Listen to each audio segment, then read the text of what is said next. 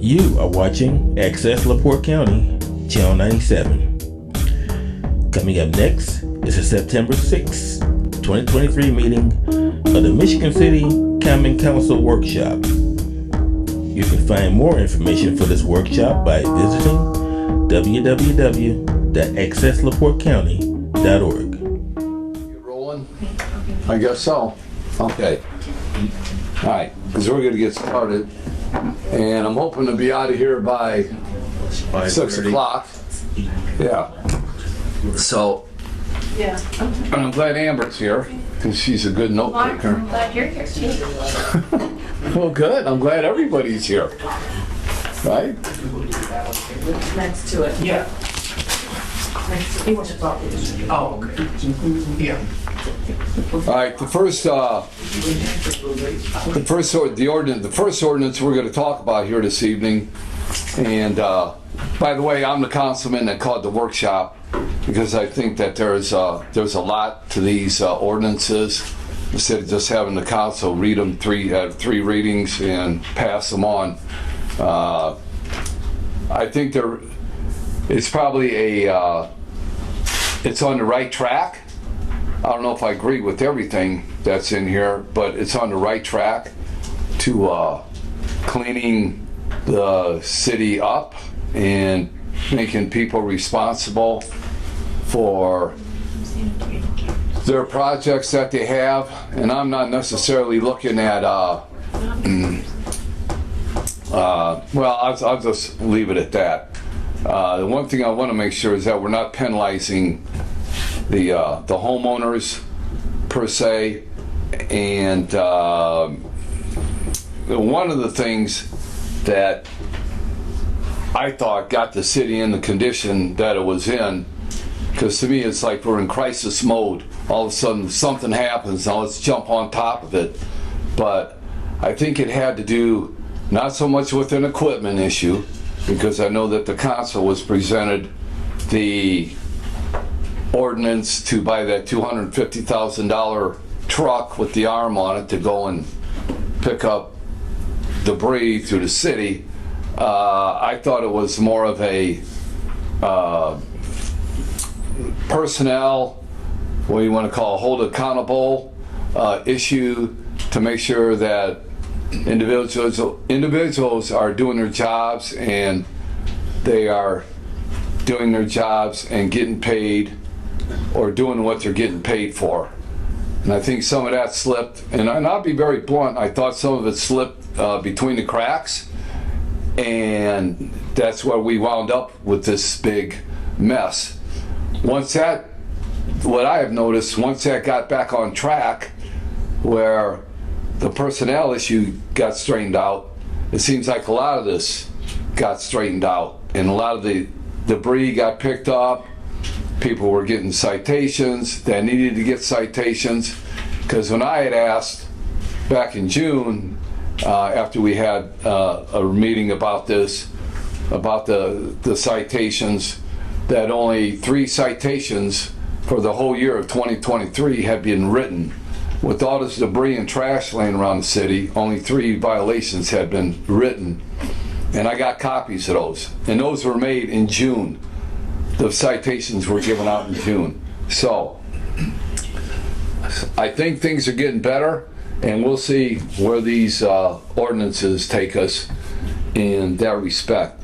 So, with that being said, I will let the departments go ahead and present the ordinances and why we think there's a need for the ordinances, and then the councilmen or council members can ask questions as we go along, and then we'll let the public go ahead and talk. Pardon? Yes. Pardon? That's what I was about to say. Did they notify you that they weren't going to be? Does that somebody's coming? Yeah. Okay. Hi, come on in. Is this the workshop? Yeah. Yeah, that's a copy of each, Mike. Okay.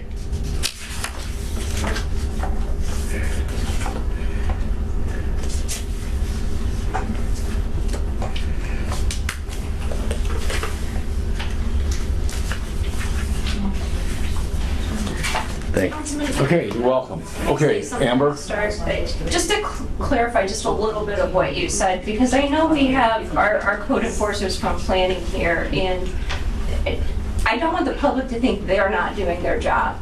And when you say there's only 3 citations written this year, it wasn't from them. We were talking about the refuse department. And quite honestly, when I got involved and asked a few weeks before you did, I was told that there were no citations written by the refuse department. So obviously, things are changing, attention's being drawn to it, that hopefully in a positive way here. But I don't want the appearance that planning isn't, because they have been writing citations consistently all year. But how this got brought about is I think it goes back to what you were saying about things slipping through the cracks. And when it really became an issue, I know that several council individuals had reached out to me and expressed concern, is there anything we can do to make the ordinances better? So what I did is I went to the various departments. I went to the sanitary district. I went to planning and asked, what would make your lives easier? And this is what the end product is that they came back with as a group effort. A lot of it is just some language cleanup, but one of the things that, and actually it was Mr. Milanovic that had suggested it and brought it forth to a table, because we met internally as a group about how things could be done better. He had suggested that why don't we be proactive rather than reactive? And when individuals come in for permits, why don't we ask them what their plan of disposal is going to be and make that a condition of the permit, rather than, oh, here we are at the tail end, how are we going to clean this up? So that was a proactive thought that was brought to the table by Mr. Milanovic that is incorporated as a new idea in one of these ordinances. Okay.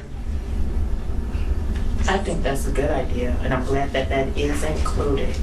I know there's a couple of houses in the 5th Ward where they are gutting the houses out, and things was left outside of trash cans, just on the curb of the easements through the alleyways. And so I went and approached them, and they claimed they didn't even have any knowledge that they needed to contact the city or make arrangements. So I don't know if these are actual contractors or just people who just purchased their home and it's just not aware. So again, my question would be, how can we get this information out? If something can be sent out to the residents in the mail, letting them know these are the requirements and this is who they need to contact and the steps that they need to follow. Because a lot of people just don't know. They just say trash. That applies to everything, and that's why we see so much of this just laying in the alleyways or easements throughout the city. And maybe Mr. Milanovic could speak to that, because I know that was one of the goals from the refuse department, is to make it more user-friendly about what needs to happen and when. Go ahead, Mike.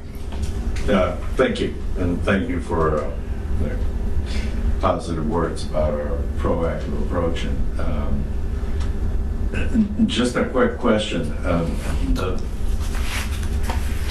person that was approached, were they a resident of Michigan City, or? They claimed to be that they were gutting out the house, that they purchased the property, and they claimed they didn't know. And I know that you know which one I'm referring to. So, I mean, it was like right after the refuse department came and cleaned everything up, that same day, refuse was there almost the whole morning. That's how much stuff was out there. By the time they finished, by the time I got off work at 4 o'clock, went home, they had mattresses right back out there and other things that was brought out from the home. So I'm like, okay, this is enough, let me go. I went to introduce myself, and I explained everything to them, that they need to contact the city, they need to make arrangements to have a retainer brought in for these such items that they had out there. They said, oh, they didn't know.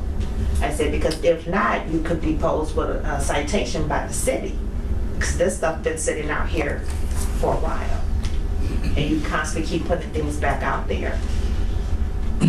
Right, the reason I ask is because one thing is folks from out of town that have purchased some of these properties and are investing money, flipping them, or whatever, and what, I guess I would just like to know in what community is that okay?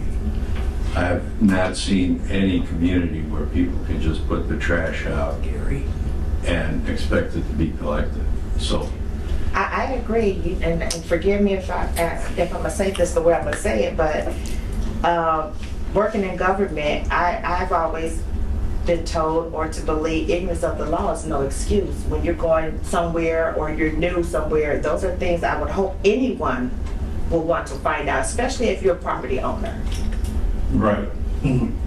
So I don't mean to sound sarcastic, respectfully, it's just that it surprises me that anyone, that people don't recognize that there's just something inherently wrong with just putting your stuff, a person, people's, whatever materials and so forth. But anyway, be that as it is, we are bolstering our inspection. That's been an issue for us, to be quite frank about it. We have not had the vigorous or assertive even approach toward inspection, and then also the interpretation of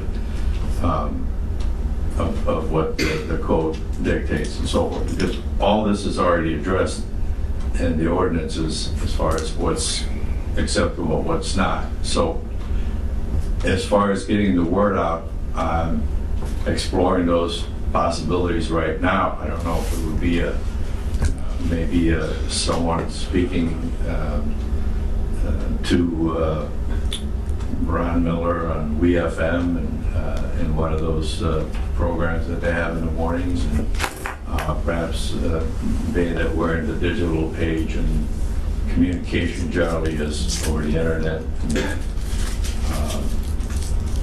Facebook, whatever other social media, but just to get the word out that this is about keeping Michigan City beautiful, keeping it from not looking like there's trash and just more or less almost out of control. So we have made strides. We've also coordinated with the street department to get extra hands out and collect some of this trash and so forth. But also it's going to have to communicating the information to the community at large, and then possibly even some communication with rental property owners, because quite frankly we see a fair amount of that where a tenant leaves and then there's furniture and various household items that are put curbside that is really not what the taxes that people pay cover. They basically, the taxes that are allocated to us cover the basic picking up the trash from the average residents, and that generally is a toter or two. We have some people that have more than one toter. That's another point of maybe consideration or conversation for the council to, and also the sanitary district as far as the policies go. But that generally items have to be in the toter, and other items that we're looking at how to accommodate people can't put out extra items on every so often, but not just putting them out there, but communicating with the sanitary district, with the refuse department, and alerting us that they have some items they need to dispose of, and making arrangements prior to putting the items out, so we don't so that the area doesn't look like you know, we just had trash everywhere without any type of order. But at what point is there any exception to the rule? You have, take Christmas for example, presents, boxes, gifts, that's gonna exceed my household, two of my two-toters.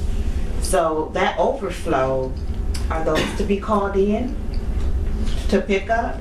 Or you have holiday gatherings or family reunions and that will exceed those two-toters. So that overflow, are the residents to call in to have those things picked up? Mike, didn't we talk about expanding we only do like a fall and a spring? Gotta get control of this thing. Pickups. But those are the two special pickups. And but I special, need- more special. But those, additional special pickups. We talked about. Okay. Right. One thing that we've looked at in checking with some of the neighboring communities and what policies they have, we find that one of the communities has what they call an amnesty day. Perhaps it's once a month or once every quarter on the first pickup of the month, where they have accommodation for a certain amount of material. Let's just say a half of a cubic yard or a cubic yard even. That would be allowed without any additional fees. But there again, the residences are asked to call in advance so that they can, the department can make arrangements to have some, to have a truck come by and collect that, because that would not be collected with the normal refuse truck, especially as it is now. We're looking toward employing more of the automated side loader, one-arm units. And the idea of that is not to displace workers, but just to make us more efficient so that we can allocate more human resources toward some of these extra pickups. So when the automated equipment comes by, they have no real capacity to pick up anything that's not in the total. I got a question. Okay, hold on. All right. Let Councilman Paul Przybylski, and then we'll get back to you, Tracy. I'm gonna make some comments because I do have another engagement. I talked to Amber several times this summer about a lot of different properties. I've also talked to Mike. I talked to the planning department, and I read through these ordinances, and I'm not very happy with the language that's here and what we're talking about, because the main focus, I believe, is a lot of absentee landlords and throwing trash out at willy-nilly whenever they want, and not calling anybody and evicting somebody or whatever it might be. They leave, they didn't pay their rent, and they just toss everything outside the house. Now, I'm not saying that renter's gotta be responsible for that, because we probably won't find out who it is. But the landlord, and don't get me wrong, I'm not picking on all the landlords, because I know there's responsible landlords in the city of Michigan City. But I'm talking about, from my experiences in the second ward, that we had an incident on Fulton Street where this person lives down the street and continuously puts crap, rubbish in the alleyway, and there was a pile back in there that was almost as high as the garage doors on this house. And it is a problem house in the neighborhood. And this individual continuously gets away with this stuff, the landlord. And I know that he's not the only one in the city of Michigan City. So I would like to ask the planning department, do you have a list of the good landlords and the bad landlords in the city of Michigan City? Do you keep track of the people who are causing problems? Have you ever kept track or tried to keep track? No. So I think that's one thing that needs to be addressed in an ordinance, okay? Because I was told by an inspector that Thank you, Kyle. there was a house on Franklin Street that threw all their stuff out on a pedestrian right-of-way. And it sat there for weeks, or 2 weeks, or 10 days. And I was told that, I asked, are you guys gonna do anything with this house? They're blocking a pedestrian right-of-way. That's against code, all right? Oh, no, well, that's one of our good landlords. Nope. So that's when I didn't mention no names, so I'm not getting into that, and I'm not getting into personnel issues. I'm talking about, in general, the whole concept of what's going on What I here. said is he's. We need, no, let me finish. Don't, you're not Chris, interrupting me, hold let on. me finish. Hold on. That I didn't mention no names, So so let Paul you don't finish his have to point. respond. He's gotta go. What I'm getting at, that there needs to be more language in here on what the planning department does and what the landlords do on people calling in that they're gonna clean out a house. And this is a big problem in the neighborhood. And I don't think that people should be able to clean out a house or put out stuff when you have a holiday weekend or on a weekend because it's gonna sit there. That there has to be some rules that are dictated. These are the rules. You can call for a pickup, you get your pickup scheduled. If you don't have a dumpster, and put it in the cold, if you don't have a dumpster for cleaning out a rental house, you're getting a fine. It's not in this ordinance. It's not addressed in this ordinance. Right. So what I'm getting at is the real problem that we've been addressing and the problem that the sanitary district has to deal with on going in and cleaning up properties. And I think that if we focus on that part of it, everything else will be easy to take care of. And the biggest problem is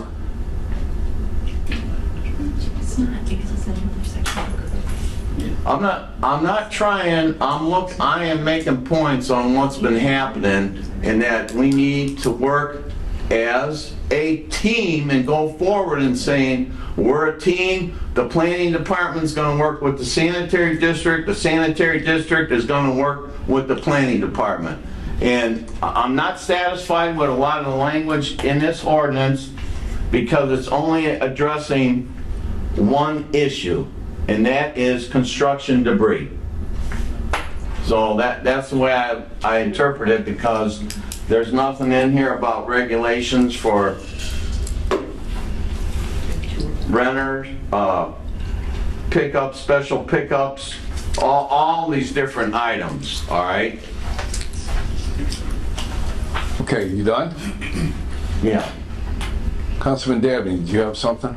No, I'm just kind of listening in right now, but I'm just, I got on as a sponsor because I do want to see something done. Because I know there was a time when we had no discussion about this in a council meeting. I don't know what we were talking about, but just trash pickup came up in a council meeting. And then all of a sudden, I could walk out to my front door and I just saw piles of trash all over the place. And so I just want to see something done. And, Tracy, 5th Ward, she's right across the boulevard from me, the 1st Ward, and we just started to see piles of stuff all over the sidewalks and everything right after we started talking about it when it was public. And I just want to see it addressed so we get it all cleaned up one way or the other.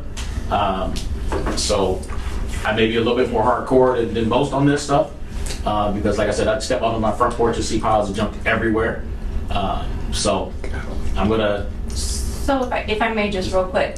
Yes, So Amber. some of the things you may say that aren't in these ordinances, they're in our muni code already. So we have provisions in there that say garbage needs to be in toters. That stuff doesn't need to be amended. So it's kind of hard because you gotta look at what we have already versus what specifically the departments are recommending to be changed. And I don't necessarily think you can distinguish landlord trash versus, Bryant Dabney trash. Trash is trash. I disagree. Yeah. And the reason being is that's a property that's being a business. That is a business. But if trash is supposed to be in toters, it doesn't matter if it's Well, characterized.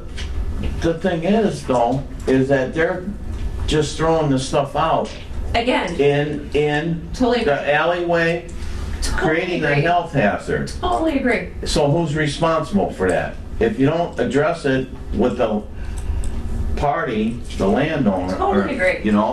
Totally agree, but that goes to the groundwork of the employees issuing the citations.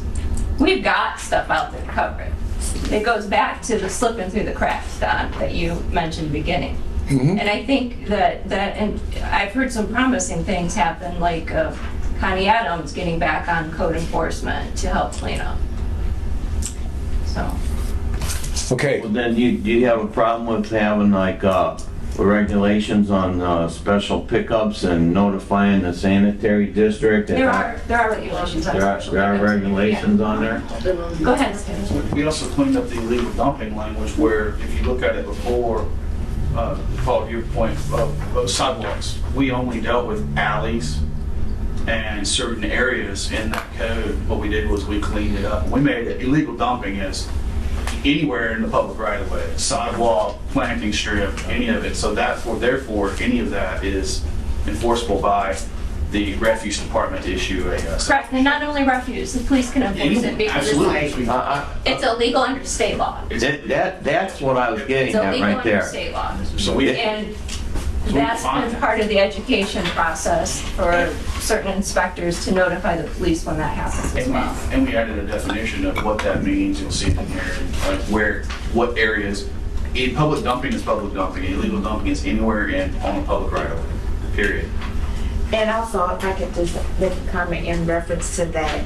So, Fifth Ward, Michigan Boulevard, leaves, debris, or whatever. So if anyone don't know this, code enforcement's gonna be getting phone calls.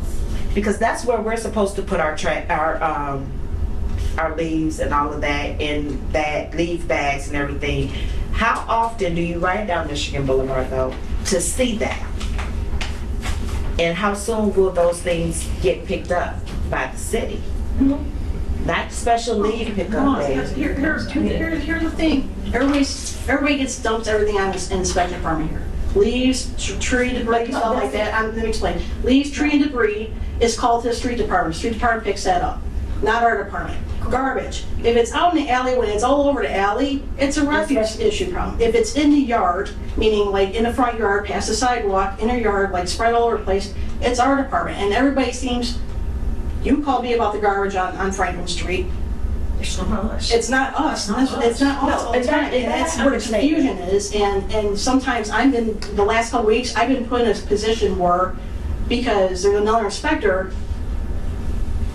either there's some communication along the line here that that job's not getting done. I've gone out there and had to write the citation, had to enforce stuff that really is somebody else's job description. Here's what I'm getting at. Let me ask you. And I'm doing my job. Wait, all right. can I Wait, Paul, wait, let Tracy, go ahead, finish your discussion, Tracy. Emails, when I see that, you see, I'll put code inspector, I'll put the refuse department, because if I see, at the end of the day, it's my observation, but I'm gonna make sure that one of these departments needs to know about this.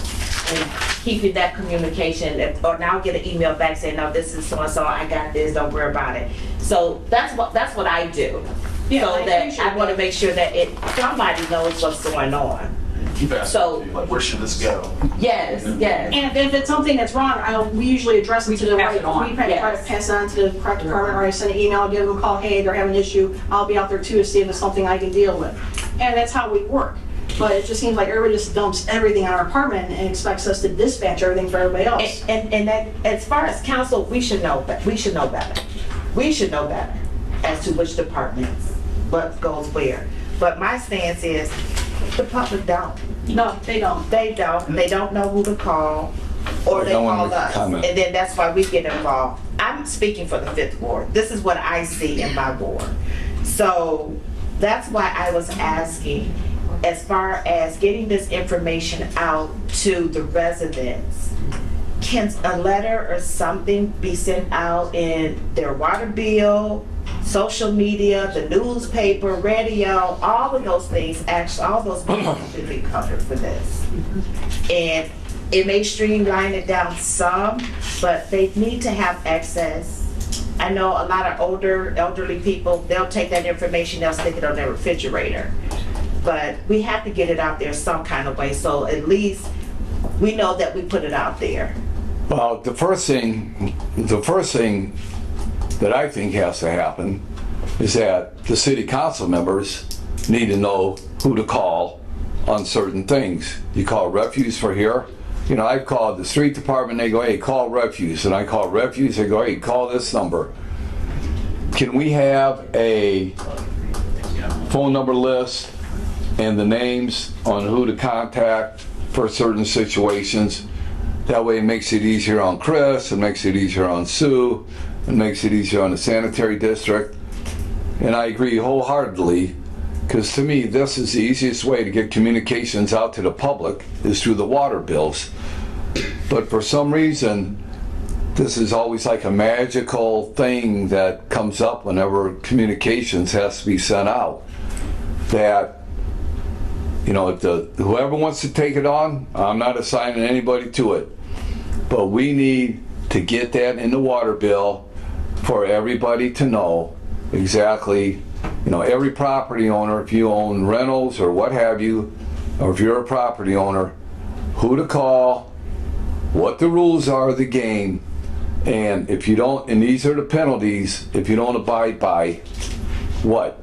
And it's not to be mean, but it's just to let everybody know this is the playing field and this is what you have to do.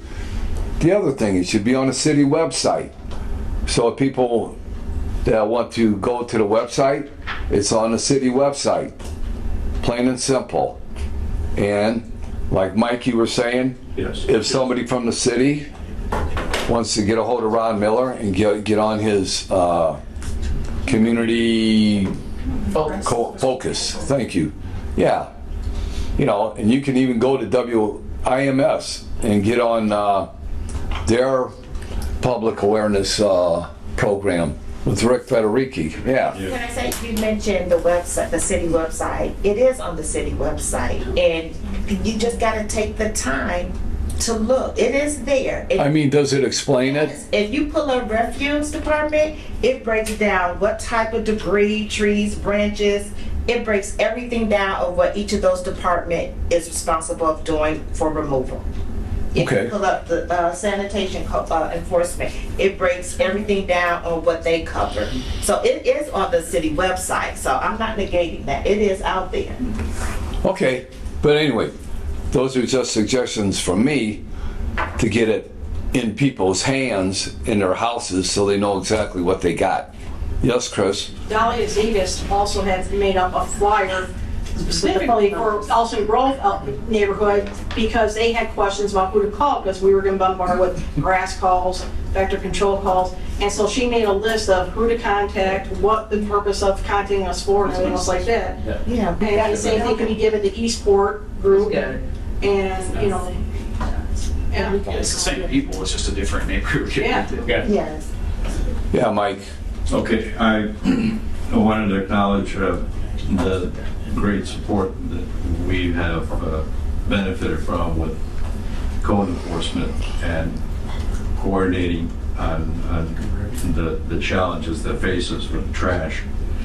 And to that end, just today we had one of several Zoom conversations with a software provider that we already have much of what's going to be needed, a program that is going to digitalize the collected information. It's going to also facilitate the central storage of information so that if code enforcement is going to a site and addresses a site and it's construction material, whatever, it will show up in the database so that we're aware of that issue has been addressed. And vice versa, if our inspector, which Mr. Adams has just returned to inspection to help us dig out of this situation that we're in now, and we're looking for some additional talent, help. It takes a certain professional approach to this to get it done. So in any case, all that is happening now as you speak. Some of the digital, I don't know, they're like an iPad, but it's actually a Verizon product or name on it. That is something that a number of them are going to be issued. We're going to also have some, I believe that code enforcement is going to have some. So anyway, so this will facilitate communication, and if there are any questions about whether it's code enforcement or refuse, to get that sorted. And then I think some of the issues with the trash that's being put out by rental properties and so forth, it doesn't really matter who's putting it out in a sense, but in another sense, it does in a sense when it's an excessive amount of material. We're not talking about just a little bit here and there. If somebody's emptying out the whole house, then that's kind of a special case, and that needs to be addressed differently than a resident that's putting out some Christmas wrapping gifts and whatnot, or whatever. And we'll make some arrangements to take care of those type of situations, because that is what I perceive as the taxpayer should expect to have collected, along with an occasional extra pickup. But all these things will help us get this done, and I believe that once people realize that just putting material out there is not okay, is not acceptable, and that they'll be given an opportunity to clean up the material, but if they don't clean it up within a certain period of time, whether it's 24 hours or 48 hours, that then they do stand to be fined or to be cited, which will result in a fine. I think that once people understand that what is acceptable, what is not, and that will hopefully help us get a handle on this situation, and people not put out material whenever they whenever they please. Okay, one question, Brian. Yeah, to what you were saying, they pay a fine. All right, so take an example, a rental property, okay? And, I don't know how quick people can get evicted, monthly, semi-annual, whatever. So the refuse department goes to a house 3 times in a year because all the stuff's piled up out front. So are these people charged for picking this refuse up, or are all these pickups free? They need to be charged. Are they charged right now? In certain cases they have been, but not always. And that's what we need to standardize and have a consistent policy. Are any of them charged? Yes, people have paid, but what they've paid is really not adequate. It's really not, doesn't cover our expenses. So we have gone through the What do they pay? exercise of itemizing what it costs us to. So what do they pay? Do you have any idea? It's like a $50 deposit, and then if the tonnage is more than. All right, and not to put you on the spot, Mike, I'm just trying to learn something here. Right. So if I own an apartment building and I throw trash out there 4 times for the year, and so I'm gonna pay $50 for all 4 pickups for the whole year? You mean like each time? Yeah. So you're gonna charge me $50, or you don't know exactly how much they're charging? It would be $50, and then if there's if you exceed a certain wait, there are additional fees. But it's what we have been, what the fees have been, are not covering our expenses, quite frankly. Okay. And we don't know for sure if we're actually getting that money from those people. Do we have a way of tracking to say, hey, Don Perbolinski at 215 Gardena, we picked up 4 times, but how many times did he pay during the year? Let's go back into the system and see if he paid. Do you guys have a system that you can backtrack to see if people paid? We have records of payment, but this is the reason we're embarking on acquiring the system that is going to come into play or become available to us here as early as next week. Yeah, so actually the answer is no, you don't know for sure if these people are paying or not. That's why you guys are going to a new system, correct? Probably, that's what it sounds like to me. To make it Okay. easier to track exactly who has, what addresses, how often have we picked up trash there and how much have they paid? Yes. Okay, Brian, go ahead. Yeah. Brian had a question. Yeah, and then, something else that needs to be addressed, down in Refuse, and I've had some people talking about this, they call and there is a pre-recorded message that picks up, and they don't get a chance to talk to people. So when people call, they don't understand what they're asking for, what they're reporting. And a lot of them have come around and said, well, I put my name on the list by calling this pre-recorded message, and I think that at some point needs to be cleared up, and we need to get somebody that actually answers the phones or actively returns calls, and so they can actually talk to these people. And I said this in a council meeting a long time ago when we were talking about this. I've always been just saying pickups, that type, when people just empty out a house and dump that stuff out there. I always said the pickup needs to be more than what it costs to get a dumpster. Like I said, I'm a little more hardcore on this stuff than everybody else, I believe, but I'm just seeing trash everywhere. I've never seen it like this. I've lived here all my life. So I just want to see it cleaned up, man. I think people fall in line when you know. Yeah. Understood. Mike, okay, hey, Mike, just one more question about this pay rate. Because I remember we were talking about this back in January, that there was going to be a schedule set for pickups and how much we were going to charge. And I believe the mayor was even talking about this at one of the council meetings, maybe in May or somewhere like that, when all this hoopla got started about trash all over the city. But I've never seen a charging rate for people, if you go to a rental property, how much this person is going to be charged.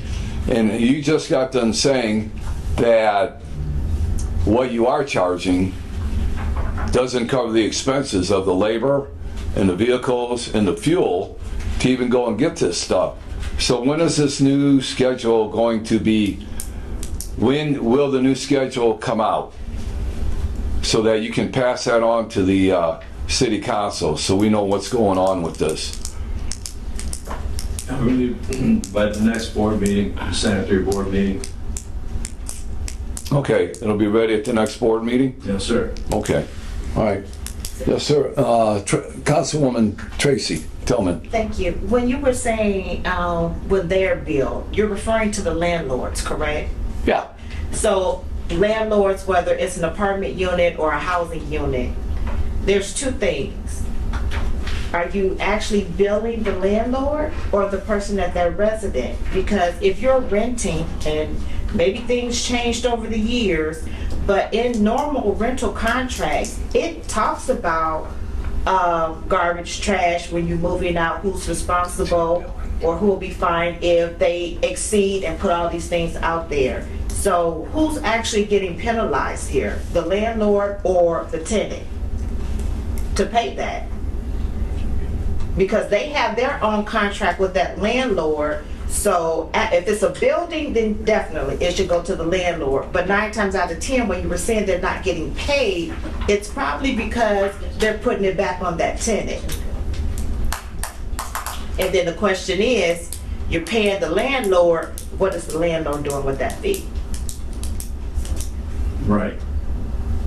So Tracy, Okay, so you're saying the policy should distinguish between who pays the bill, whatever the policy is. Yeah, yes. Yeah, it should specify who pays the bill. It's assessed. Frankly, I don't care who pays the bill. All I want is money for the pickup. Yes, sir, Councilman. Yeah, just going back to what I was talking about the automated message that picks up. I didn't hear anybody address that. It says that going to be changing, what people call it as an automatic, auto response versus someone live. I didn't hear anybody say they're going to address that, they're going to change that, or anything like that. I'll throw it on the floor. Because on that answering machine, because I'm the one that I brought up all that, it doesn't specify what household items are, because everyone just assumes because it comes from a house, it's household. And that's the other problem, because the other day, Liberty Trail, the guy said he left a message, said it was some household stuff, and I said specifically, what did you say? I mean, and I guess someone called back to ask what it was. I said, what did you tell him what you have? Well, some household stuff. I said, you tell me you only had a few items or 20 cubic yard of items? Because that's what they had, 20 cubic yards of debris in their driveway. He's like, well, I told him a couple of things. I said, this is why we are not picking up. Because you as a landlord are responsible to provide your own dumpster for evicting people, so they get to, it's not the city's responsibility to pick this all up and think it's gonna be free. Well, 7 years ago they picked it up. We are in a different culture. Everything's gone up in price, gas has gone up in price. I said, a crew of guys, their salary plus their benefits plus the fuel cost plus the maintenance of the truck plus going to dump and everything is way more than what that dumpster is gonna cost you. And he's like, oh, I didn't think of it that way. No, I said, we'll be glad to raise your taxes up. So I mean, people don't want to pay taxes, but they think that everything should be free to them too. And it's culture. Unfortunately, culture of the city just picked up anything. And we did. We picked anything. In the last 5 years, it's flip-flop where people are rehabbing, flipping houses, people are not paying a rent, they get evicted, they throw their stuff out, and city was picking it up. The city's losing money. We're losing money left and right. And the bad thing is, there's no one here other than the code enforcement and working with the refuse inspector have to educate these people by individual basis and get screamed and yelled at every day that why we're not, but they left a message, we're on a list. I left a message, I'm on a list. Unfortunately, that list doesn't cover anything, and there's nobody telling these people that up front in person. If they said, hey, I got garbage, how much garbage you got? Can you give me a foot, how many square feet? And that person behind the phone say, well, no, we can't pick it up, sir. We're going to have to get a dumpster. That would make everybody's life simple, and maybe, because the list right now, this morning at 8/11, is 97 houses on that list. Okay? There's 97 houses as of 8/11 this morning. There's no reason for 97 so houses. for a third time, Yeah. is there anybody in here qualified to tell me that they're going to change this where it goes to an automated message and somebody's going to pick up the phone? Yes. All right, that's just something I would like to see, because I think it can just create confusion that could be, easily cleared up. And when will that start? Try to answer the phone tomorrow. We get like 180 calls sometimes. The reason Okay, I have the voicemail is they'll take some of the, can't answer unless we get more phone operators. Well, that's what I'm saying, Mike. I mean, if the people are going to say, yeah, we're going to do this, then we got to be manned to be able to do it. If we can't do it right now, then we can't do it, but we will try to get it in by the end of the month. Right. We got to be realistic here. I mean, Councilman Dabney's asking a question. He's trying to look for an answer. He hasn't gotten one yet. But we can't say, yeah, if it's impede somebody else's job down at the district. So I guess what I'm asking, if it can't be done, then what do we need Right. to make it To do work? it. Like I said, it may not be possible to do tomorrow, and I understand that, so I'm not trying to jump on you. No, I know. But I'm just saying, if we can't do it, or what needs to be, or what do we need to be able to... Wait a minute, Tracy. A message. A different message, change a message. Well, construction debris, period, end of statement, is your responsibility as a homeowner, landlord, or whatever the case may be. Excessive trash, meaning more than 5 feet, 5 by 5, But you can do that with a phone system. You can do that if you have a switchboard. It's no different when you call, I'm just gonna say, when you call the courthouse, you get different departments. And so you have it set up that way. And as Christine was saying, that's all they need is a different phone system that can direct you to certain ones, and they can say certain specific things. If you're calling for debris, if you're calling for construction, and just redirect those calls in that manner. You might be looking at maybe a 5-line switchboard. Okay, I think that's something that sanitary district and code enforcement inspection department can work that out and then get back to the council and let us know what's going on with that. Thanks. Yeah, Councilman Paul Perbolinski. Well, I have a couple questions and a couple comments.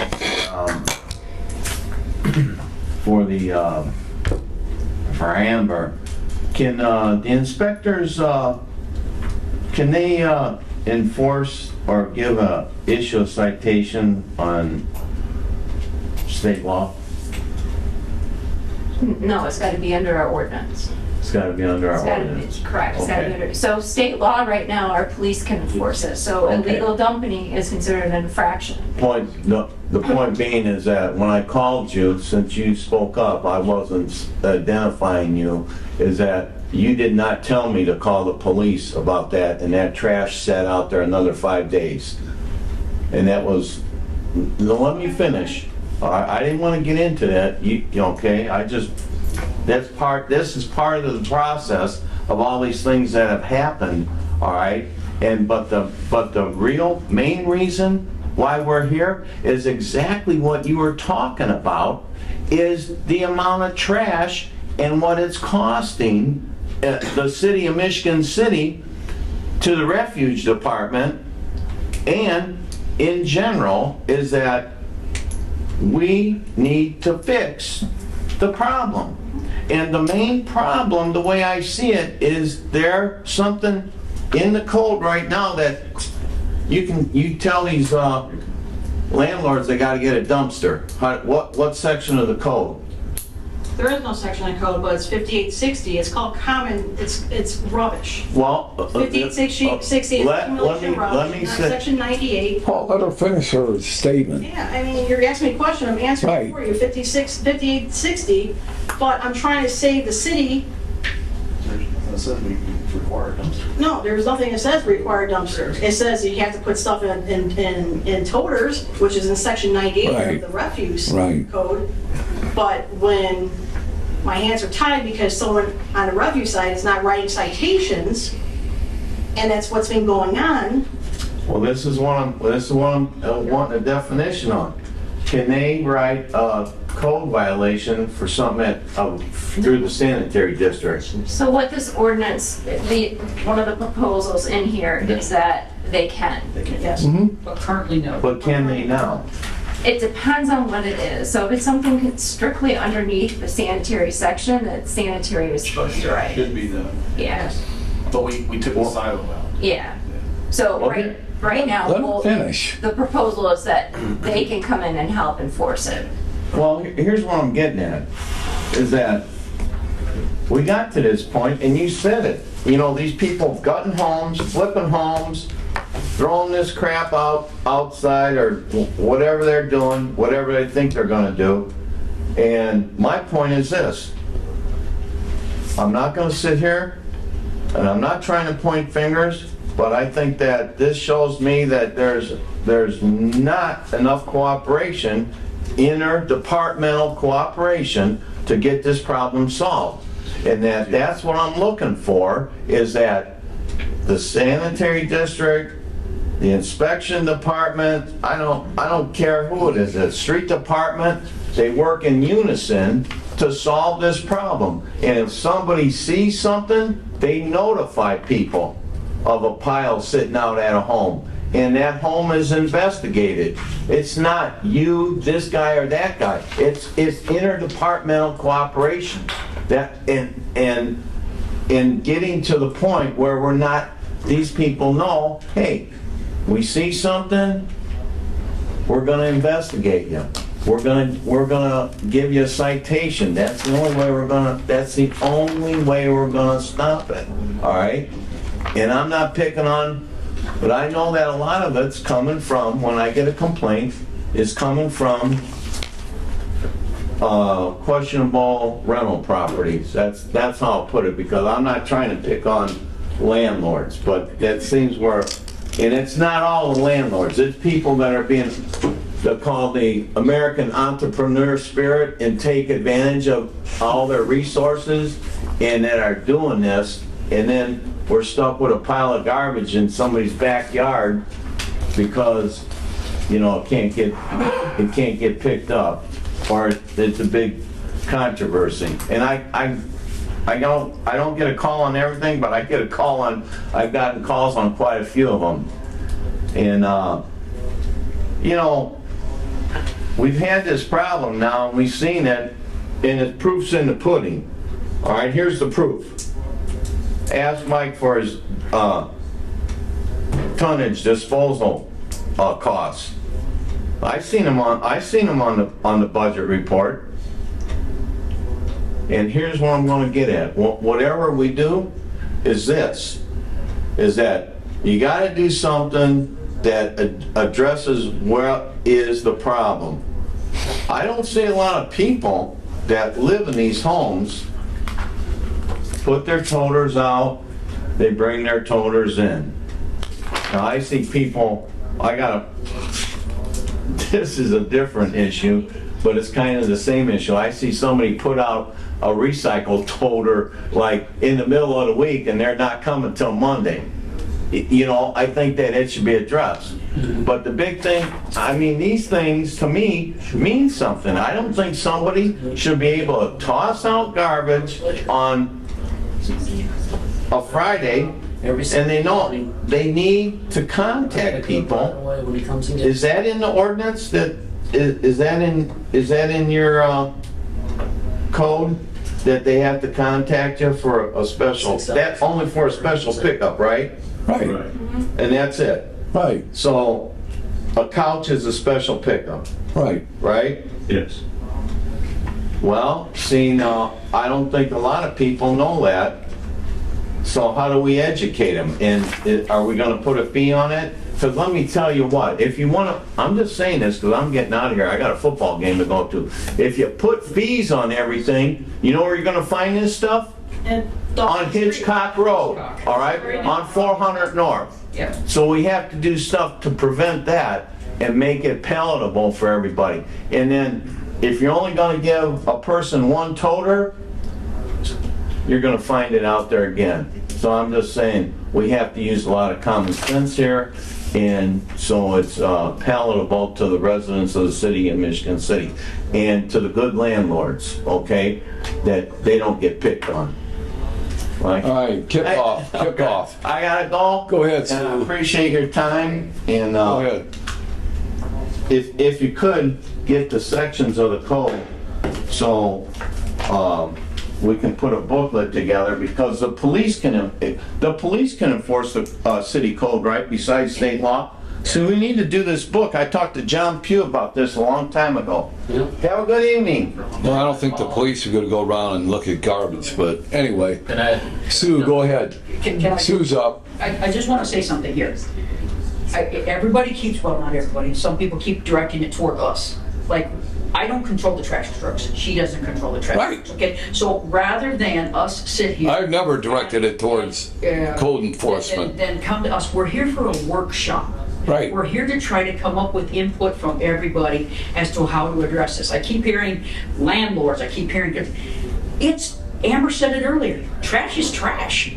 I'm not worried about the trash from the landlords or the construction guys. I mean, we're addressing some of this stuff. Trash is trash. Right, I understand that. I think it was just brought up Let's do a because workshop. that's what people see, okay? So that's what was brought up. Exactly. And in a workshop, it's okay to express what they have on their mind. That's why we're here. But then, But this is and I know that, positive, that we can work together to come up We with are. a solution. We are. Not just landlords and the planning department and stuff. This is a workshop. Let's do something constructive with it. Sue, we are. Let's answer the questions, let's change the message. We are. whatever we wanna But do, Sue, okay? if there were some questions that came up first that were on people's minds, it's fair to let them ask the question at the workshop and get an answer for Some things are it. taken- You may disagree, but no, we're gonna move on. We're gonna move on with the ordinances and we're gonna go from there. That's all we give here. All right, so we're gonna start with the first ordinance, amending section 58 of chapter, the one with rubbish being the last word. Rubbish is the last word in the title. That's this one here with the small title on it, 5860, we got it. rubbish. 5860. Do we all have that? Do we have it? Okay. First of all, are there any questions about it from anyone in the audience? I mean, I have a few questions, but I'll let everybody else. Are there any questions, any concerns about the ordinance? Everybody's had a chance to read it and they're happy with it? Well, I know you guys are. You guys were part of the putting it together. All right. So I have a couple questions and I'll address them to Amber. All right, so the first one, if you go to section 58-60, accumulations of refuse or other materials. Okay. So you go halfway down and it says, in the city so that it shall or may afford food or harborage for rats. This subsection shall not apply to grass clippings or leaves in a contained, properly maintained, tended compost heap, or to be used. I guess what my point is here is if you can't have leaves, right, piled up on a city easement, is that what we're I saying? think it would be best, and I'm not sure what version you're looking at, because I gave the council track changes, okay? So I think it would be best if you looked at the track changes. Oh, Because I'm what sorry. you're- I don't have Okay, because what that. you're referring to, the leaves, that's what exists already. So Right. if we had the track changes in front of you here, and I could go make copies, you'll see what's being proposed. Okay, well, the copy I got here, I'll be happy to. it says that section 5860 of chapter 58 of the code is hereby amended to now read as follows. Right. Yeah, but I don't have any tracks in it. It So I'll be says, happy to make a copy for you. Yeah, okay, If go It ahead. might be easier. yeah, go ahead. I'm sorry. That's okay. This is a copy that I got from the clerk's Does office. anybody So. else need? I'm not drafting accident, just Okay. Okay. Thank you. No problem. Oh, no, okay. Your thing is we argued on, sorry. Yeah, we took out the stacking of 6 inches off the ground, stuff like that, and then changed and removed that. Because originally 5860 had any way you can stack anything 6 inches off the ground. And I didn't like that because the fact of when you go up to a property and it's got accumulation of rubbish, when you give them that code, they're like, oh, I can put it on pallets and stack garbage on top of pallets. They got away with it because that was, so they eliminated that. As far as vegetation, there are people, you'd be surprised, but vegetation, that extended 3 inches. Like I've had complaints about people who have gardens and they use grass clippings and, Right. Well, I guess, my question was going to be to Amber without the tract. Yeah, you should wait for the track. You see what the. Yeah, I know. Yeah, I know. Is, leaves being put out in the street, okay, in the fall for leaf pickup. So, Yeah. My leaves are that high, 2-3 feet high. I'm not looking for it, I already, my common sense tells me that you put them out there, the street department's gonna come by and suck them up and take them away. Okay, I just wanted to, I just wanted to throw that out there. There the whole year. Well, that's another workshop. Okay. That's a whole different.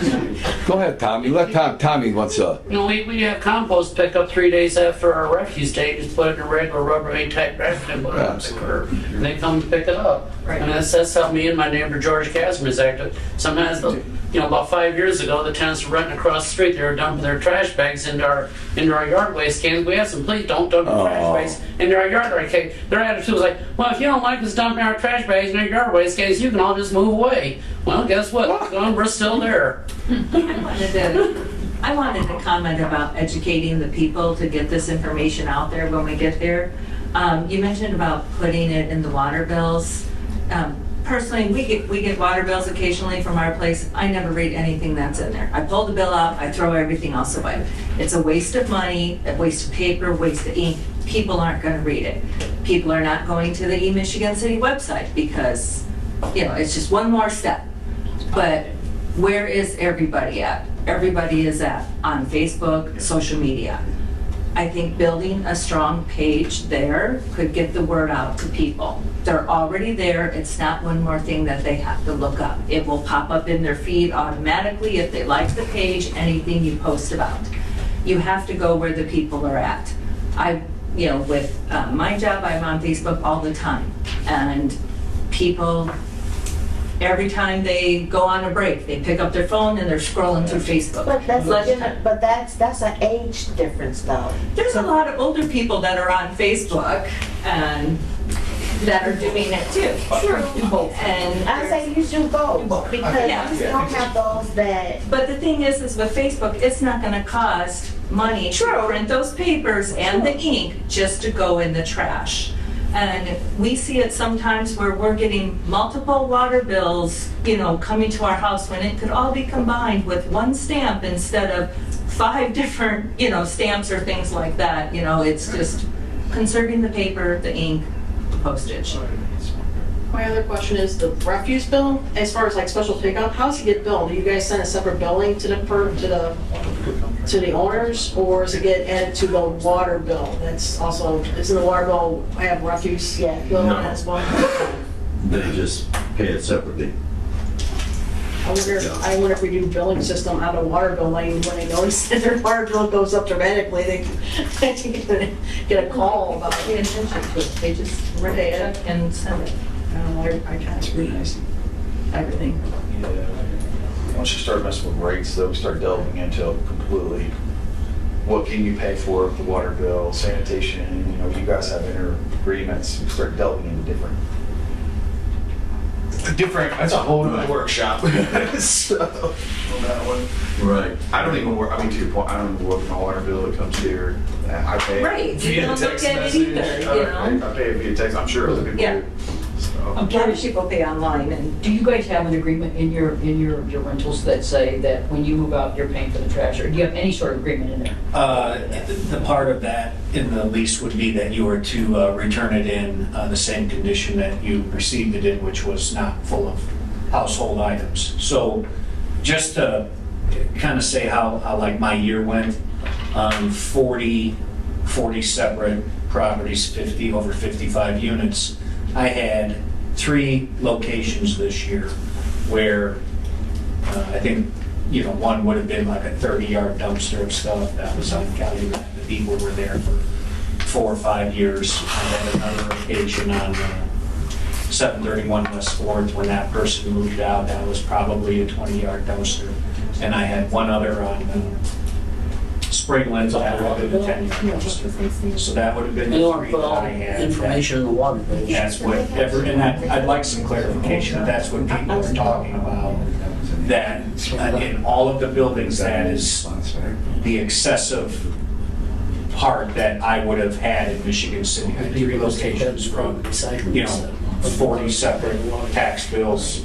That is what we had to do. But I do call in for couches and mattresses because when the tenants put them out there as I drive around the town, I call it in and say, hey, I got a couple mattresses to be picked up. And I'm wondering whether or not what we're trying to get to in here is whether, we're not going to pick up any mattresses, and now I have to go start driving around the city with my dump truck picking up mattresses and couches. And, I'm not saying it's the large pickups like the 3 that I had this year so far, but I mean, people will get a new dining room set, they'll get a new couch and love seat, and so you'll have 2 couches and a dining room set that's set outside. Nobody's been evicted, this is just what we put out. Now, I'll call that in to have that picked up, and I don't know. Personal information to you. Be heading towards where that's not going to be allowed anymore, and I need to start picking up, I know. I don't know if that's addressed in here. You knew that, Tracy, you knew that was gonna happen. We'll be out of here in a minute. I just wanna go through these ordinances. Wait, Tommy. It should be the landlord's responsibility to give them something that says, hey, if you got a special pickup or something, or if you have excess of garbage, that's not the norm, then either they need to find a way to get rid of it, or... Couches, I think that's still special. I think what we're talking about with these situations that are an inordinate amount of items, like Liberty, Trail, that was 20 cubic yards of debris. Basically 20 cubic yards of material. I don't think we're talking about a couch, a chair, a couch. So is that something that you could bill that person afterwards? Or maybe it could be a flat rate of, for each cubic feet, this is what the flat rate is. A cubic yard is 3 foot by 3 foot by 3 foot, maybe once else. And maybe this is a service we offer, but you are gonna pay for it, and obviously if it's a large amount, it's gotta be more than $50. Right. And that's what we're trying to sort out right now, about what is the most fair way to proceed with this so that it's a viable option for people, so that we're not, that the charges aren't prohibitive, and that we do have some accommodation for the occasional, disposal of a piece of furniture or whatever have you. And I started to say about the one community that has like an amnesty program, and that every so often they have, whether it's once a month. Thank you. Sorry. I don't know who else needs copies. Putting out maybe like, let's just say. I'll be darned. Thank you. Whatever the dimensions are. Anybody else want a copy of this one? So This will be so much easier. these are things we want to come up with, but we want to do it in an orderly fashion so that people aren't just putting things out whenever they, without making any arrangements or anything, so that the couches and items are sitting out there. I thought one thing that was mentioned that I thought was that was a good idea, and I'm just curious of what you might think about it, is, and I think it was... I got 2 more extra copies. You broke earlier, on the weekends, like Friday through Sunday, that it would be good, I think, for people not putting... Okay. All weekend. Yeah, all weekend. All right, we're gonna move on. We're gonna move on to So are we getting rid of this special? to the, what did you call it? Underline? The track changes. The track. Are you still gonna pick them after? If we can reconvene here, we're gonna get on with the track ordinance for the rubbish. But Tommy had his hand up. A lot of times, it's not just the tenants that are moving out or the landlord. A lot of times we have a family member, a loved one that passes away. We got to clean out their house or apartment. Like my case, my sister, she battled leukemia for 3 years. My sister Tanya, I had to do the thing. I call off her deathbed and put it out. They came They did come and pick up the mattress and that, but, you know, I put the steel rails out. The scrappers, they'll come up my alley 10 times a day. We need to regulate the scrappers. We need to make a permit to do their scrapping. You know, you go over to Hammond, you cross over the state line over to Sibley Boulevard into the city of Hammond, and the sign says, "Welcome to Hammond." Underneath it says, "No scrapping in the city limits," and they got the ordinance number right underneath that. And I know they're going to be putting in the new subdivision on Woodland, the Woodland Ridge. Are we going to have these $300,000 houses, and we're going to have all these scrappers going around on refuse day seeing what they put out in there? And they're, you know, that's neat. That's something we can maybe get some right. Another thing, I manage multiple properties, and I've bought and sold. I'm not a renter, I'm a buyer and seller. Our city workers we got the best anywhere, but we need to get, if we're going to start building, we need to give them a big raise. I said they've always been, I just cleaned out my neighbor, Gerald Mitchell, he rents for my brother-in-law across the street. I cleaned out between him and my neighbor George's. They came 3 times and picked up the brush with their payloader in the dump truck, and they're excellent. So I think we need to give them a raise. Okay, thank you. Thank you. All right, so moving on with the rubbish ordinance. Okay, and when my question was, Amber, and I got it, Chris answered it. It had to deal with these mulch not to exceed 3 inches in depth. It was the leaves. Okay. Yeah, because So that exists right now. That's not being proposed to be changed. Yeah, I think Dom's worried about like when we do leaf pickup. We're not after that. yeah, leaf season.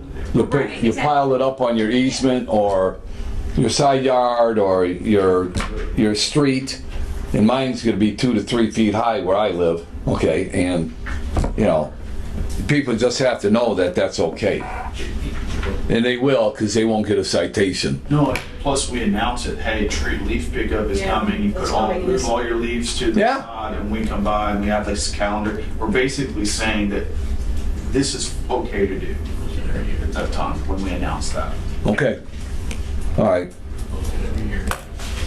All right, got that. Oh, and then on page 2, there's only 3 pages of this one. No, I guess not. Anyway, on page 2,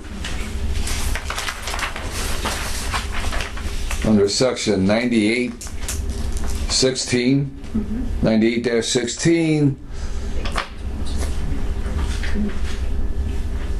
where it says illegal dumping. Yeah, illegal dumping. Then it says, no person shall throw, place on, you just, okay.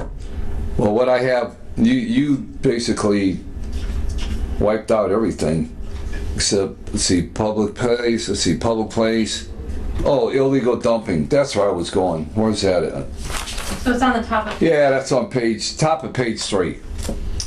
All right, so it says illegal dumping, no person shall throw, place, leave, dump, or deposit their garbage, rubbish, or trash on another person's public or private without proper authorization, permission, by permit, or legitimate purpose.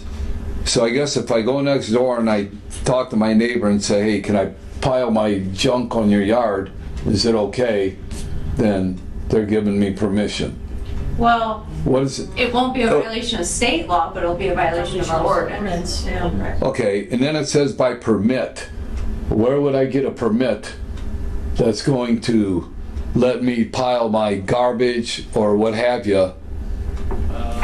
Explain permit. What does that mean? Thinking more on the lines of a demolition permit. That's what I was thinking. That's what I was thinking. If something is because they have to permit to demo a building. Or they come in and get a dumpster permit and they literally put that dumpster on a public right of way because it won't fit on their property. Correct.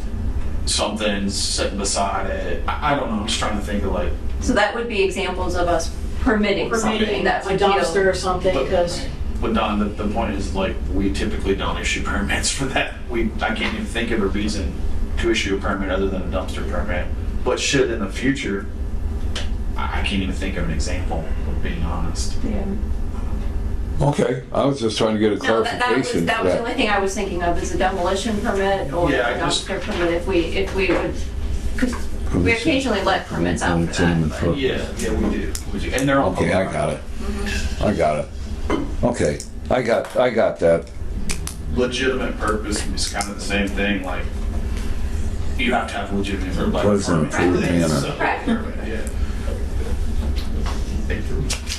And that was a dated code, too. That code was like, you can't. All right, and then in section 9817, which is right underneath there, 9817.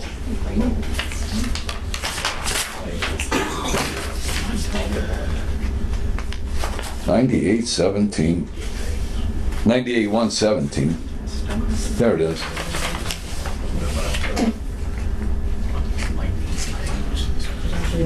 Let's see, lumber and wood shall be stacked 6 inches above the, let's see what? Oh, okay.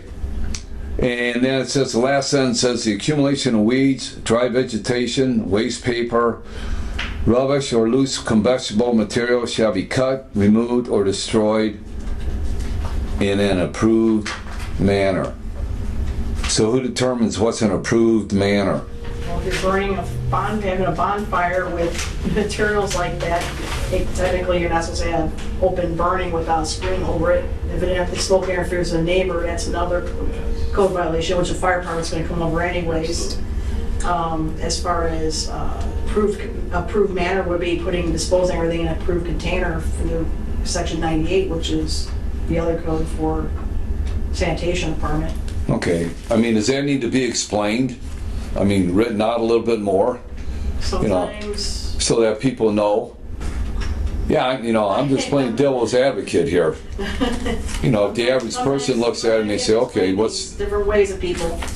Yeah, I think for some, I don't know, I just think it needs to be a little So what would you be proposing? clearer. Because that's how it reads currently. Yeah, I know. Yeah.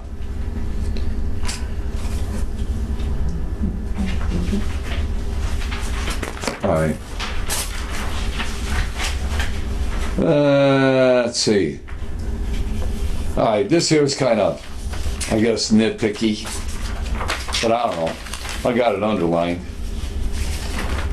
And that's where it says for the containers, for the toters is what they mean. What's that? Yeah, there it is. All right, okay. 98-142? That's on page 3, and it's under 98-142. Yeah, it says 98-142. Subsection A, B, C, D. No, it's section C, yeah. Anyway, it says all carts to be put out by 7 o'clock, okay. With the arrows located on the carts pointing out towards the street or alley which collection is made. So, does that really make a difference, or we really get to penalize somebody to making sure the arrows are pointed in the right direction?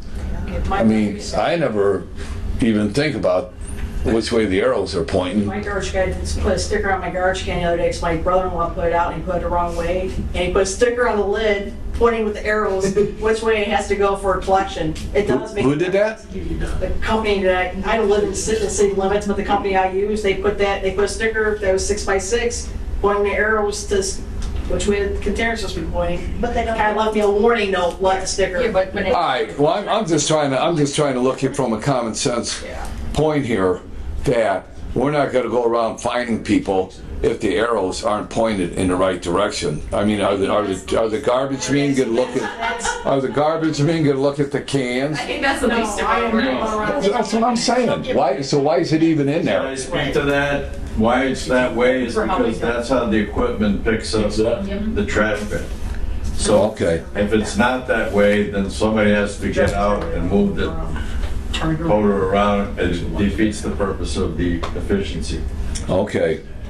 Then you have more people. I guess my point is why are we going to put something in the ordinance when we're not going to enforce that anyway? Because all the garbage men are going to do is take it and flip that cart around and put it on the can, put it on the truck and go. Where I It's live, already in there. It's already. Well, I know, but where I live, they won't pick it up. A lot of Pardon? businesses are like that. Where I live, they won't pick it up. They'll just drive by. well, in Michigan City they do. Well, They'll pick it up in Michigan City. Those guys, I don't think they worry I'm about just saying, that. if we're trying to be efficient, which Okay. we are. Okay. All right. Did anybody else have any questions? All right. Tracy, did you have something? I thought I saw you. Did you raise your hand? Oh, that's okay. Okay. Michigan City, they stop it. It's actually easier for them to pull it. Leave actually requires two. Okay, here we go. All right, page 4. Page number 4.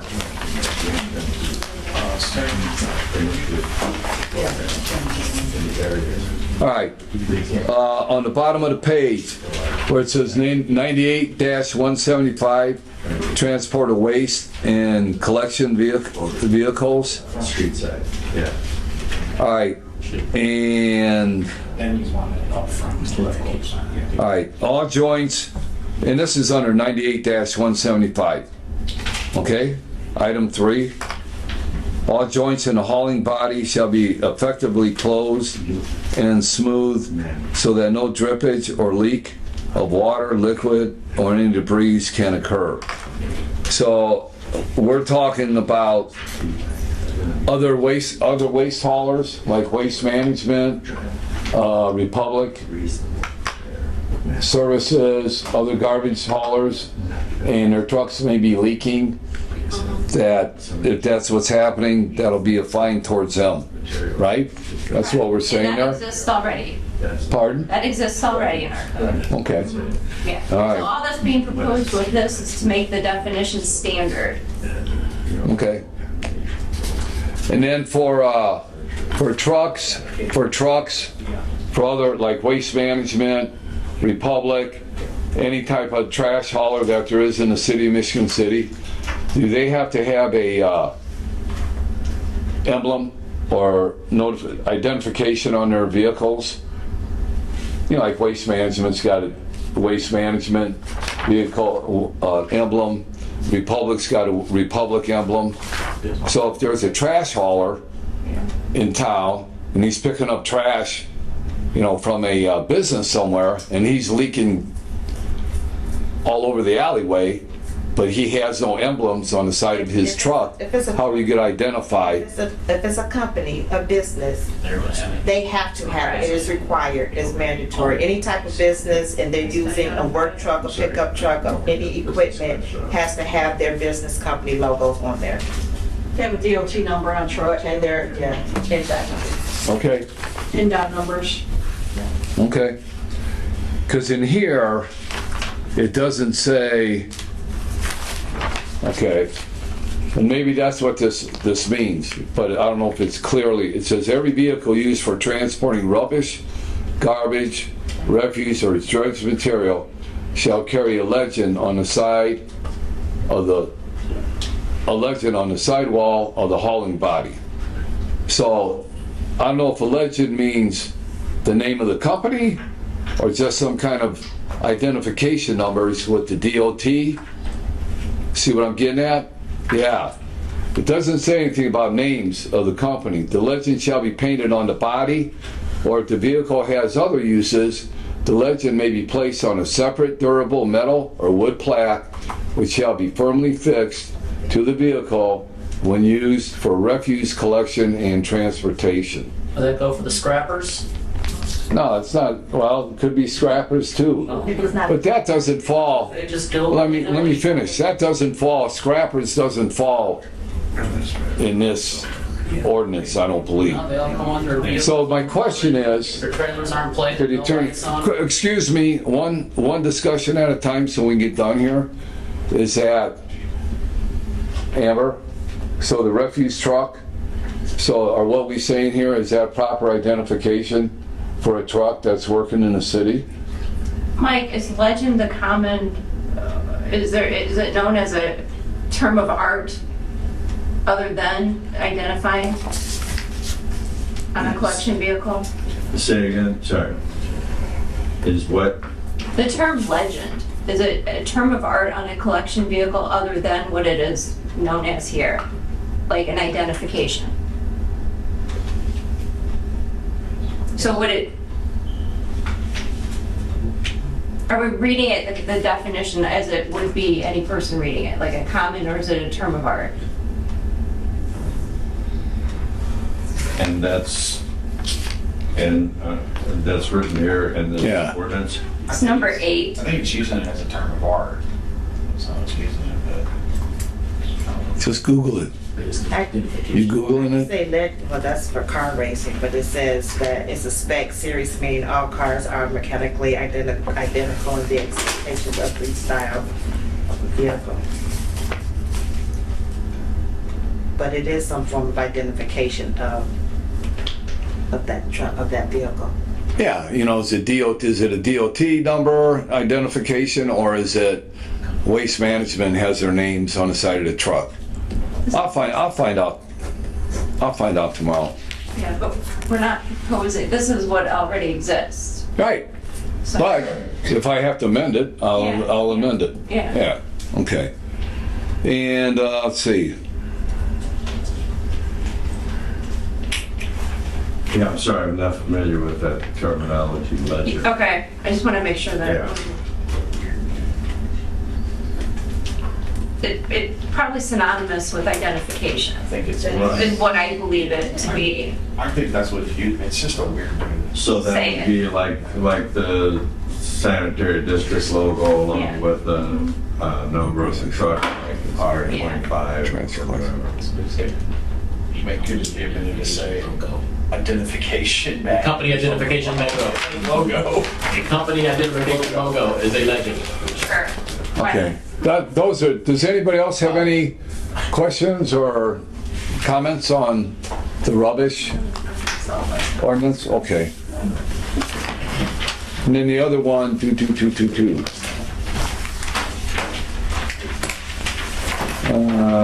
The certification. Yeah, okay. This one here, the one creating section 22-70, section 50-151, and creating section 2282C. I do have a couple of questions on this. Let's see. And it currently reads, under section 98-144, that's what's present under this ordinance. And halfway through that first paragraph, A, it's talking about any dirt, stumps, tree trunks, limbs, and branches 4 inches or larger in diameter or metal will not be removed by the sanitary district. So, how do we, okay, I guess for the average homeowner, okay, so I guess if you're cutting down a little bitty tree, how are you going to know whether something's 4 inches? Well, how are you going to know, first of all? Second of all, so when a sanitary district comes to pick up this tree or these limbs, are they going to just look at it and say, hey, that's 4 inches, or that's over 4 inches, we're not picking that up? How do we determine, and then who's going to haul it away? Then does the homeowner have to get a contractor to haul away a limb that's 5 inches in diameter? So like waste transfer stations, because I did it for a living for a long time with my old company.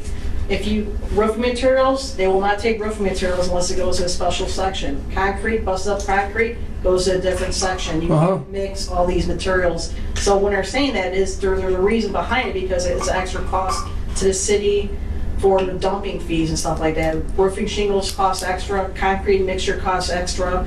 Raw garbage is different, that gets sorted out in the main section of the waste transfer station.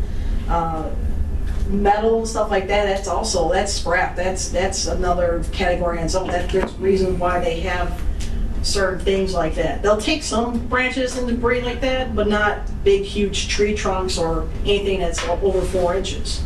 It has to do with waste management and all these waste transfer stations. It's all IDEM stuff as well.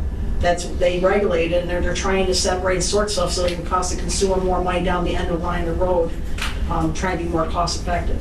Okay, because I believe I've seen the street department, they pick up tree limbs and trees, and I've seen them cut down trees, and they put them in the dump trucks and they take them out to Hitchcock Street, and they're, Right, that's street, we're talking about sanitation. yeah, That's two different okay. entities. I got you, okay, all right. Okay, just wanted to differentiate. Okay, now let's get to the penalty phase of this. And can somebody explain why the fees were set at where they're at? Because right now, they're set at not less than $500 and not more than $2,500. So, can I put that in context though? Pardon? So let's go back up to the ordinance. Number 1 is what's establishing the solid waste plan to be required to be submitted with each permit. That is the new language that we are proposing. And the violation for failing to comply with section 2020-70 would be the first violation of not less than 500 nor more than 2,500, and that. Honestly, I just pick something. Because state law, says that you can't go past the 2,500 for a violation, so. Did you look at dumpster costs then too? Correct. Correct. We're setting it higher than a dumpster, so it's also encouraging you to get a dumpster. Okay. Personally, I feel that that's too much to penalize somebody on a first violation. I mean, $500, $2,500, yeah. So I have an issue with that. And then so the second violation, not less than $750 and not more than $2,500. And each day, right? Each day that a violation exists shall be deemed a separate violation. So if you go 5 days in a row, you're gonna owe $10,000 for that violation. Yeah. I think that's a little excessive, and exactly, just like we were talking about earlier, with penalties like that, if somebody gets penalized, well, I'm just saying, we're gonna be finding stuff on the sides of the roads here and there with penalties that stiff. What are you proposing? Pardon? What would you like to see it at? Well, we have to make an amendment for that. Yeah. My personal feelings are, from $500 to $250 for the first offense, and $1,500, not more than $1,500. $250 and $1,500. And then the second violation, that one there, bring it down to $500 and $2,000. So when you mention, it's a little bit more for a person to purchase their own dumpster, so that's why it's at 500. And I learned all this because I just found this out because someone was inquiring about purchasing their own dumpster. It was on their property, so I learned this. And it cost them almost $300 and some odd dollars for the dumpster, and that was like the cheapest that they could find. This is only a couple of months ago. 10-yard dumpster. That's correct. So they'll just take the violation. I'm gonna take the violation, I'm gonna pay you $150 to get rid of $500 worth of junk. That's what's happening. Sewer already packed, so where we start? Yeah. So I've had people tell me I'd rather take the fine. Yep. Oh, Okay. that's true too. Okay, I mean, that's good. I mean, I got an explanation to what the question was, and Because a 10-yard dumpster is running anywhere from $350 to Just leave it alone. $475. Okay. yeah, I mean, it makes sense. I mean, your thought process makes sense to me. I mean, because we didn't have any discussion about this prior to the meeting, But so. I can tell you, I think the theory of most code inspectors, I'm not going to speak for you, but I am, is not so much the fine, is we just want compliance. I mean, they're not looking around trying to put money in the city's coffers. We want a safe, clean environment, but that's not what they're looking at doing. We go to that at the last resort, really honestly. Primary is get rid of the piles, like get them in a container, get rid of them. Compliance. Absolutely. Correct. Okay, does anybody else have anything else that they'd like to add? So if somebody is fined, how do you go about collecting that fine? So We give them the opportunity to pay at City Hall. If they don't, then we pursue it in court. So So then it just becomes a judgment then? If the court enters that as a judgment, yes. So at any point, could that be added to the property taxes? Because if it goes as a judgment, it may not get paid. If it is, there's a certain way that it could possibly be, especially in egregious situations. But we'd have to go under a separate state code to kind of do it and issue notice and orders of abatement. Is there anything in this that is differentiating between a landlord-created dumping issue and a tenant-created dumping issue where the immediate reaction of the city is to look up who's the owner on Beacon and you're the one that gets the fine? Meanwhile, the person who actually did it, the one that's living there, that's not necessarily being evicted, is the one who's actually done the thing. But the city, I think at this point, they don't get into that. We don't care who's living there. We only look at Beacon and you get it. And so, is that how this goes? Well, it doesn't, to answer your question, it doesn't distinguish between landlords and tenants. It looks at the land, I think they look at the landowner. But if they, I'm not gonna speak for you, but if you guys do know the tenant, I'm assuming you go after the tenant if it's identifiable. If I can't get a response out of the tenant, then I go after the landlord. So when I knock on doors, user, hey, is this your stuff? Yeah, it's my stuff. Can you get it cleaned up within a matter of 6 days? Sure, I said, if they decide, well, I'm not cleaning up, well, here's the thing, you need to clean up, well, I have to issue a citation. Well, go ahead, issue a citation. Well, I'm gonna need your information. Well, I'm not gonna give you my information. Well, unfortunately, now it's gonna go to you, or I call, or, that's why we have the landlord registration, ordinance coming up, because we get that information and hopefully help some of you guys out, or not help you out. I don't know however it goes with each individual property, but yeah, usually I go and knock on the door, talk to the tenant if they're, they're going to comply and stuff like that, because I don't call the landlord right away about anything. I usually deal with the person that's residing there. It's a multiple unit property, then I'll contact the landlord, because at that point, the multiple unit property, I don't know who's dumping the garbage or who's doing the code violations and stuff. I'll let the landlord or property owner address that with their tenants. So I have a question. If tenants move out during the night, okay, and they dump stuff behind vacant houses, and I have vacant houses in my neighborhood, so I know they do that. If you catch somebody leaving somebody's housing and you call them, can they send the police over there?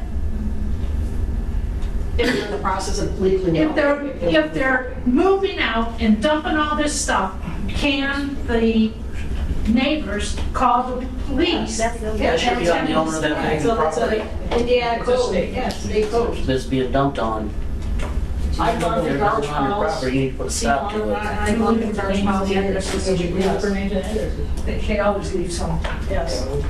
Amazon's your best friend when it comes to information. Okay, State code about that. did they answer the question? Yeah. Okay, because I couldn't hear up here. All right, Tommy, one more question, Yeah, or a comment, whatever you My had. comment is, we have a great dumpster company. They're based out of West, so I'm sure they're probably Greg's neighbors or family. The Hunts Roll-Off, huntsrolloff.com. You call them, and if you have more than 2 special pickups, like some of these landlords do, then you start calling Hunts and go online, getting their dumpster. Another thing, there's like some really good professional junk removal companies. Now there's Junk Luggers. That's Bob Wolchek's company. He's the manager of Hearthside Foods. He started Junk Luggers. We also got Ben Conowitz. He started Chuck It Junk. He's based out of LaForte. There's another one based in Crown Point. They serve all Northwest Virginia. The Fire Dogs. They'll come in and do all your estate. I know we got a lot of older people. They like to keep stuff. It goes back to the Great Depression era, like my mother. My grandparents, they were that way. That's the way they passed on to her. Another thing is, you could haul off to the waste management landfill in Kingsbury, the Kingsbury Industrial Park. They charge a tipping fee. That's what they need to start doing. Thank you. Okay. With no more comments, are there any more comments? Okay. I just want to thank everybody for attending the workshop. We'll get these ordinances rolling and start cleaning the city up and making it a beautiful city like we want it to be. Thank you, Kev. What was that?